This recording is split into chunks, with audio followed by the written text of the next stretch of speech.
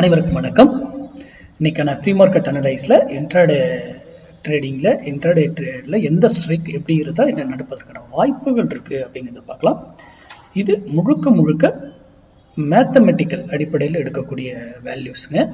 இதுக்கு ஒரு வேல்யூ மட்டும் கிடையாது. இந்த ஸ்ட்ரைக்குக்கு பல வேல்யூகள் இருக்குது. அது நான் கொடுக்கக்கூடிய மதிப்பே வராமல் போனால் அது வேற எங்கே எடுக்கும் அப்படிங்கிற ரூல்லாம் இருக்குது. நான் யூடியூப்ல கொடுக்கறத நீங்க இந்த வேல்யூ வந்தா அந்த இடத்துல மட்டும்தான் உங்க முடிவு. எந்த டைரக்ஷன் நீங்க முடிவு எடுக்கிறீங்களோ, up side down side either மார்க்கெட்டுக்கு தான் நான் சொல்றேன்.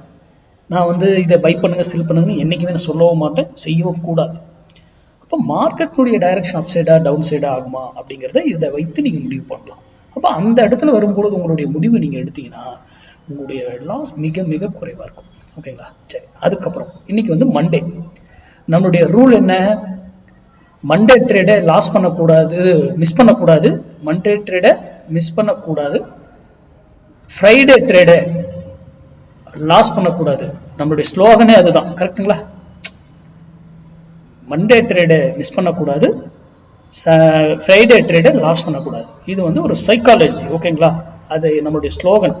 இன்னைக்கு அதை கரெக்டாக பயன்படுத்தி என்னென்னு பண்ணுங்க. சரி, இப்போ நம்ம இன்னைக்கு லெவல் போயிடலாம். அதுக்கப்புறம் கிளாஸ் பற்றி கேட்டீங்க. நான் இன்னைக்கு தான், நேற்று தான் என்னுடைய பேட்ச் முடிஞ்சிருக்கு. ரொம்ப நாளைக்கு அப்புறம் அந்த கிளாஸ் எடுத்தேன். நேற்று முடிஞ்சிருச்சு. நெக்ஸ்ட் கிளாஸ் ஆப்ஷன் கிளாஸ் தான் எடுக்கிறேன். ஓகேங்களா? அது எப்போ என்னங்கிறது எல்லாமே என்னால் இன்ஸ்டண்ட்டாக பண்ண முடியாது. கொஞ்சம் டைம் எடுத்து நான் அனௌன்ஸ் பண்ணுறேன். ஓகேங்களா? பொசிஷன் கிளாஸ் இந்த ஆப்ஷன் கிளாஸ் முடிஞ்சதுக்கப்புறம் பொசிஷன் கிளாஸ் எடுக்கிறேங்க. ஆப்ஷன் கிளாஸை முடிச்சுட்டு அதுக்கப்புறம் பொசிஷன் கிளாஸ், இன்வெஸ்ட்மெண்ட் கிளாஸ் அதுக்கப்புறம் நான் எடுக்கிறேன். ஓகேங்களா? அது நான் அப்டேட்டில் யூடியூப்லேயே சொல்லுவேன். ஓகே, சரி. இப்போ இன்னைக்கு 24,300 புட்டு 152 ரூபாய்க்கு மேல இருந்தா அவர் நிப்டி டவுன் சைடுங்க, நிப்டி கீழே இறங்கும். அது அவர் 152 ரூபாய்க்கு கீழே 152 ரூபாய்க்கு கீழே இருந்தார்னா நிப்டி ஏற பார்க்கும், அப்சைட் செல்ல பார்க்கும். மார்க்கெட்ல எல்லாரும் மார்க்கெட்டுடைய சப்போர்ட் அண்ட் ரெசிஸ்டன்ஸ் வச்சு என்னென்னமோ பேசிக்கிட்டு இருப்பாங்க. ஆனா மார்க்கெட்ல டைம்ங்கிறது கிடையாது. ஆனா ஆப்ஷன்ல டைம் வேல்யூங்கிறது இருக்கு. அப்போ மார்க்கெட்டுடைய சப்போர்ட் அண்ட் ரெசிஸ்டன்ஸை வைத்து இங்கே நாம் வர்த்தகம் செய்ய முடியாது. ஆப்ஷன் பையர் பொசிஷனே கிடையாது. இன்ட்ராடே அன்றைய தினம் அன்றைய வர்த்தகத்தோட முடிச்சுட்டு நீங்க வெளியே போயிட்டு இருக்கணும். அதுதான் ஒரு ஆப்ஷன் பையர் ட்ரேடினுடைய ரூலா இருக்கணும்.